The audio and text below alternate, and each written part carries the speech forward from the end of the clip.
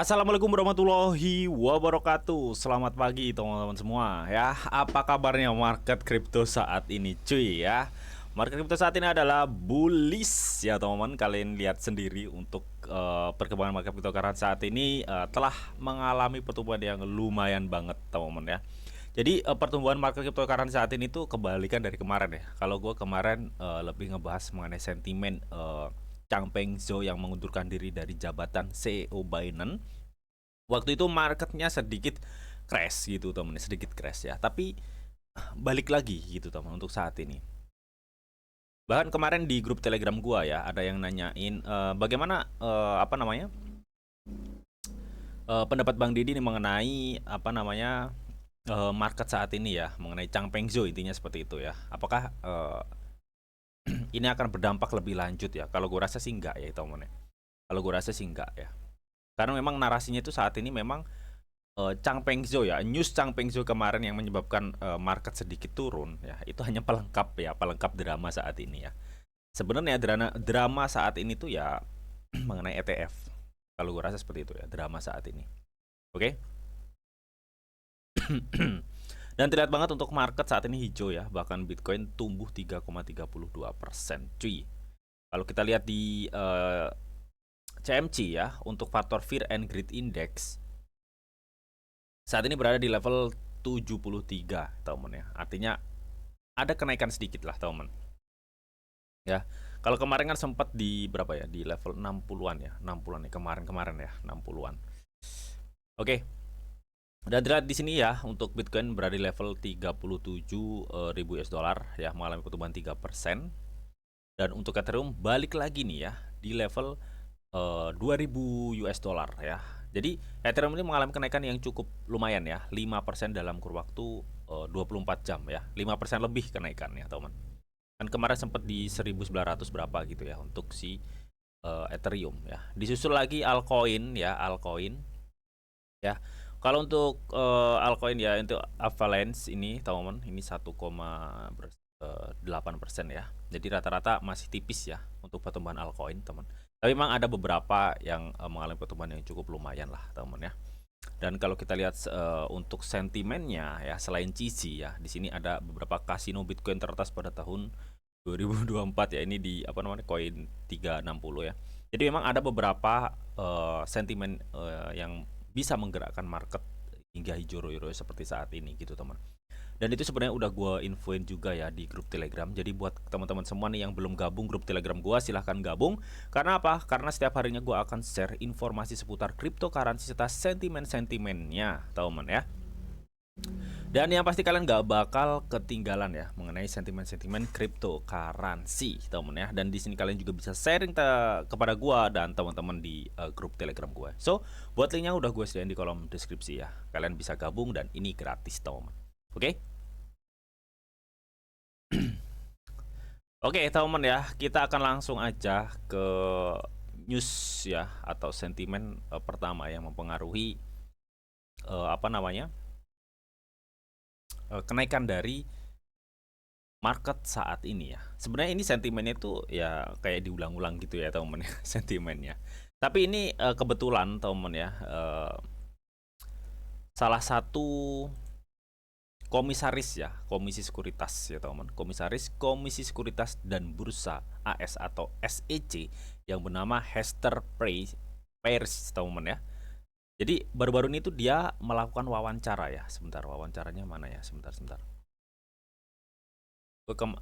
Tadi gue kutip kok. Nah ini nih ya. Jadi baru-baru ini dia melakukan wawancara dengan media Bloomberg, teman ya. Nah, dia tuh mengatakan katanya SEC ya, SEC itu nggak ada alasan buat menolak pengajuan ETF gitu, teman. Ya, ini langsung diwawancarai loh ya, komisaris dari SEC-nya bilang begitu, teman. Dan gue rasa ini adalah sinyal-sinyal bener-bener bullish ya di tahun 2024. Kalau tahun ini kan mumpung mau mendekati akhir tahun, gue rasa sebulis-bulis apapun, biasanya kalau akhir tahun tuh dia akan turun, teman. Tapi dengan gue melihat sendiri pengakuan dari komisaris SEC ya mengenai mereka itu tidak ada alasan untuk menolak ya pengajuan aplikasi ETF spot ya Bitcoin. Ini gue rasa benar-benar boom ya nantinya ya di 2024 ya, ketika memang salah satu pengajuan ETF Bitcoin itu di approve, teman. Oke, dan ini gue kutip dari Wager.guru ya.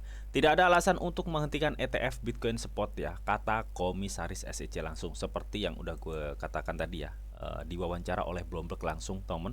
Ini postingan 7 jam yang lalu, teman ya. Gue rasa ini adalah salah satu penyebabnya market saat ini tuh naik lagi ya. Jadi setelah kemarin tuh market crash ya, terfokus kepada Chisi Binance atau pengunduran Changpeng Zhou ya terhadap CEO Binance. Ya, saat ini market terfokus lagi nih ke narasinya ke Bitcoin ETF. Dan di mana narasinya tersebut si Komisaris SEC mengatakan tidak ada alasan untuk menghentikan ETF Bitcoin spot. Wow. Ya, otomatis dong marketnya langsung boom.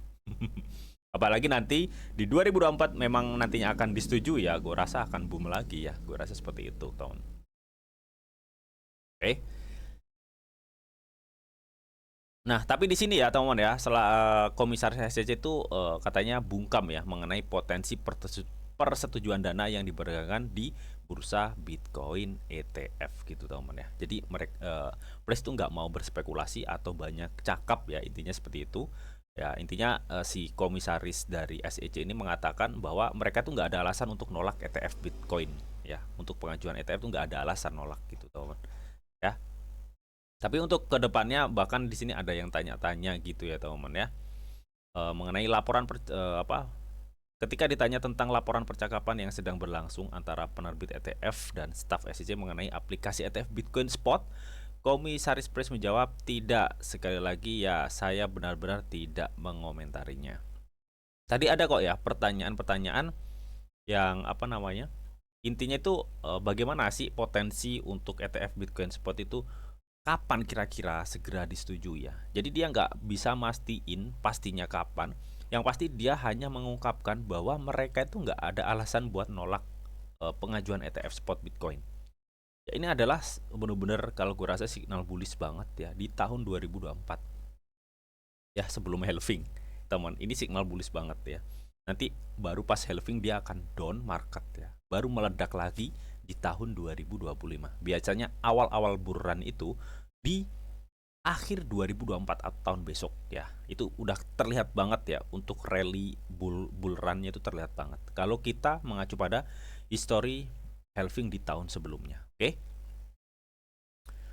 Dan di sini gue kutip juga ya dari bitcoin.com, teman ya. Ini mengenai analis teknikal Bitcoin BTC tetap stabil setelah penyelesaian Binance dan risalah Fit ya. Di sini gue nggak mau ngelihat analisnya, teman ya, karena gue juga saat ini juga pantau juga ya perkembangan dari market cryptocurrency. Tapi memang kalau kita lihat saat ini ya, Bitcoin itu semalam memang sempat terjun di sampai level berapa nih ya? Ini ya, 21 November ya, sampai level 35.600 US dollar, teman. Nah, terjunnya ini cukup cepat kan, teman ya, karena ada info CEO Binance itu ya, dus ya. Dan naiknya juga cepat, teman. Ini menandakan apa? Ini menandakan volatil harga dari Bitcoin itu cukup kenceng banget gitu untuk saat ini, teman ya. Artinya memang banyak investor itu bener-bener gak mau ketinggalan mengenai narasi yang udah kebentuk mengenai persetujuan ETF kalau gue rasa ya, dengan melihat volatil yang cukup cepet banget. Kan biasanya untuk market Bitcoin ya, market Bitcoin itu turun 1%, 2%, mungkin naiknya 1% dulu, 2%. Nah ini enggak, teman, langsung boost gitu ya, 3% ya, teman. Jadi antara kenaikan dan penurunan itu cepet banget ya akhir-akhir ini. Dan ini kejadian di sini juga nih di tanggal 15 November sampai 16 November ini kejadian juga ya. Volatilnya cukup cepet banget di sini. Artinya memang saat ini benar-benar kuat banget narasi untuk persetujuan ETF ya. Banyak orang yang nggak mau ketinggalan. Makanya nggak salah di CMC ya, untuk faktor Fear and Greed Index saat ini naik lagi cuy ya. Naik ke keserakahan di level 73, teman ya. Oke. Dan apakah lu bullish bang di tahun 2024-2025? Ya sangat bullish banget cuy. Apalagi barusan si komisaris SEC langsung ya yang diwawancarai Bloomberg, dia mengatakan nggak ada nggak ada alasan ya buat dia itu nolak pengajuan ETF spot Bitcoin ya. Tapi kalau ditanya mengenai persetujuannya itu kapan, pastinya itu dia nggak jawab. Intinya seperti itu, teman ya. Ini adalah wawancaranya ya, teman. Dengan Bloomberg gitu, teman. Oke. Dan makanya ya, tadi pagi gue lihat ya marketnya hijau lagi, cuy. Ya, beruntunglah buat teman-teman semua yang kemarin sempat serok tipis-tipis ya. Sesuai udah gue ingetin ke teman-teman semua bahwa untuk akhir tahun itu pastikan kalian punya stablecoin banyak ya. Buat apa bang? Ya buat serok tipis-tipis, nunggu momen ketika market crash parah ya, kayak ya gak crash parah amat sih ya. Jadi crash kayak kemarin kan turun banyak ya, altcoin ada 10%, ada 12%, ada 9%. Nah kalau kemarin kalian serok tipis-tipis dan saat ini naik, kalian udah cuan cuy. Ya maksud gue begitu ya. Oke. Dan menurut gue pribadi ya, untuk perkembangan selanjutnya gue rasa ini sangat very bullish untuk uh, Bitcoin itu sendiri gitu teman. Oke ya sebentar teman ya, ini agak nge-lag teman. Nah yang terakhir gue infoin ya, ini udah gue infoin juga di grup Telegram gue, bahwa katanya nih ya, pertukaran HTX atau hobi global ini terindikasi terkena eksploitasi ya teman. Dan ini datanya gue kutip ya dari data Chartik ya teman ya. Jadi dari Chartiknya sendiri mengumumkan semalam ya. Itu jam berapa nih gue share ya? Ini kalau nggak salah tengah malam gue share teman ya. Dan di sini baru-baru ini pertukaran hobi ya telah terkena pelanggaran keamanan bro. Gue bilang gitu ya. Dikabarkan katanya itu break atau jembatan di jaringan Heco yang terhubung ya di platform HTX, platform exchange HTX dan Ethereum itu telah terkena eksploitasi dan menimbulkan kerugian hingga 87 million atau 87 juta US dollar teman. Oke, jadi ini cukup lumayan ya terkena eksploitasi. Makanya gue sering kali bilang ke teman-teman grup Telegram gue ya teman ya, bahwa kemungkinan besar ya proyek-proyek yang bergerak di sekur atau keamanan ya itu akan diburu di tahun 2024-2025 ya, tentunya di 2024 ya, nggak mungkin dia ngeburunya di pas momen bull run-nya ya, sudah pasti mereka akan mencari game atau berlian di tahun 2024 ya sebelum halving ya, karena penurunan yang cukup tajam tuh pas halvingnya gitu ya, jadi mereka itu berburu kripto-kripto yang sekiranya mengarah ke keamanan. Kalau gue rasa seperti itu, keamanan, Web3, AI. Ya, itu ya diburu ya. Dan selama ini banyak sekali ya bermunculan blockchain proyek-proyek kripto yang udah memiliki blockchain sendiri yang masih harganya under value banget teman, dan itu sempat beberapa yang udah gue review juga ya. Nah, katanya ya Certik itu mendeteksi adanya transaksi mencurigakan pertama kali ya dianalisa oleh Certik, Pengslid dan Chiver teman. Jadi ada 3 perusahaan audit yang menganalisa pergerakan dari eksploitasi HTX atau hobi ini teman. Dan menurut Certik di sini kunci pribadi atau break kemungkinan besar telah disusupi. Jadi Certik tuh menganalisa seperti ini teman ya. Jadi yang disusupi ya atau yang yang diincar hacker itu adalah jembatannya Heco ya, atau break operator dari HTX ya teman. Heco break operator yang terkonek dengan HTX atau platform exchange hobi itu teman ya. Di mana ini adalah isi dari saldonya ya teman ya. Nah ini adalah pecahan atau jenis-jenis transaksinya ya, yang dipecah-pecah gitu ya, dia kemana aja jalurnya. Ini udah di share oleh pihak Certik dan ini udah gue infoin ya teman-teman ke teman-teman semua. Oke, sebentar ya. Nah di sini teman ya, katanya tuh kejadian ini mirip dengan peretasan Polyniac baru-baru ini ya. Kemarin udah gue infoin ya tapi di grup Telegram ya mengenai peretasan Polyniac ya, yang gue rasa kena eksploitasi juga mengenai break juga ya kunci pribadi gitu teman ya. Nah jadi di sini ada spekulasi lagi nih mengenai peretasan HTX ya.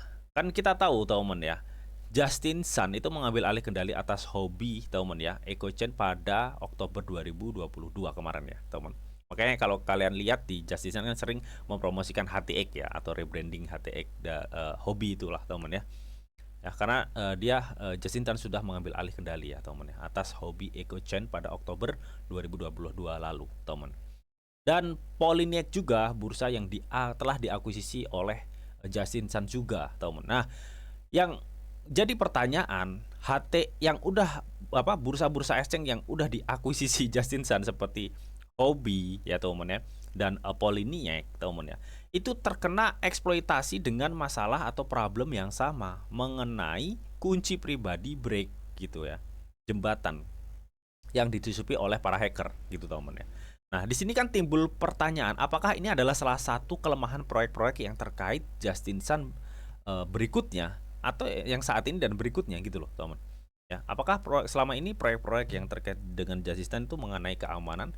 Tapi kalau kita lihat Tron juga aman-aman aja ya untuk tahun-tahun ini gitu, teman. Ya, tapi proyek selain itu seperti pengakuan pengambil alihan hobi bursa-bursa exchange ya terutama, teman ya. Bursa exchange kayak Huobi, Poloniex itu mengalami kerentanan tentang keamanan ya. Jadi buat kalian harap hati-hati banget, teman, harap hati-hati banget ya. Huobi itu sebenarnya pertukaran bagus gitu, teman. Tapi ya karena kejadian ini ya otomatis keamanan dipertanyakan dong ya. Otomatis itu ya. Nggak usah gue bahas di sini, otomatis keamanan juga dipertanyakan. So, buat kalian yang mungkin naruh aset atau naruh uang kalian, harap hati-hati ya, kalian riset-riset dulu pertukaran apa yang kalian pakai gitu dong. Oke. Dan selebihnya belum ada lagi temen ya. Buat kalian mungkin mau masuk grup silahkan ya, linknya udah gue taruh di kolom deskripsi. Di sini kita bisa join temen ya, atau bisa sharing-sharing kok, join ya, sharing-sharing mengenai seputar cryptocurrency temen ya. Jadi memang di sini gue kutip juga dari ccc.io ya. Jadi ini ada top market moving news ya. Jadi ada 5 market yang mempengaruhi pergerakan market saat ini, teman ya. Yang pertama itu CEO Binance Changpeng Zhou mengundurkan diri itu, teman ya. Yang kedua, katanya Robert Kiyosaki, seorang pendidik keuangan terkenal, mendukung Bitcoin sebagai perlindungan terbaik terhadap hiperinflasi. Ini sudah gue sering bahas mengenai Robert Kiyosaki yang benar-benar mensupport pertumbuhan Bitcoin, intinya seperti itu ya. Bahkan dia menyarankan untuk membeli Bitcoin, emas, dan perak ya teman. Itu udah sering gue bahas.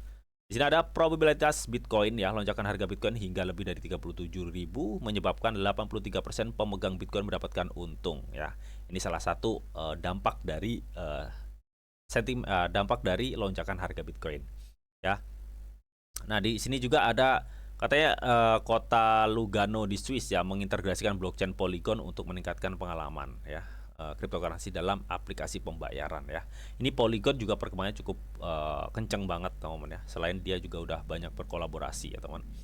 Nah, yang terakhir ini ada JP Morgan ya menunjukkan bahwa dukungan terhadap Binance ya untuk masalah penyelesaian yang gini. Masalah gimana sih? Gini ya, penyelesaian 4 miliar. Oke. Jadi itu adalah beberapa market yang menurut ccc.io ya yang mendongkrak harga market saat ini bisa kembali menghijau lagi, intinya seperti itu. Dan gue rasa yang mendongkrak yang paling mencolok ya ini ya, mengenai komisaris SEC yang mengatakan tidak ada alasan buat mereka untuk menolak aplikasi Bitcoin Spot ya. Dan ini menurut gue pribadi, kalau memang nantinya di 10 Januari 2024 bisa disetujui, market crypto akan boom ya teman. Gue rasa akan boom. Mungkin puncak-puncaknya di bulan 2, bulan 3 teman ya. Tapi bulan 4 biasanya akan crash karena di bulan 4 ada halving itu ya. Kalau gue rasa seperti itu. Oke, jadi itu tadi ya teman ya, news dan sentimen mengenai cryptocurrency. So, bagaimana menurut kalian mengenai hal ini?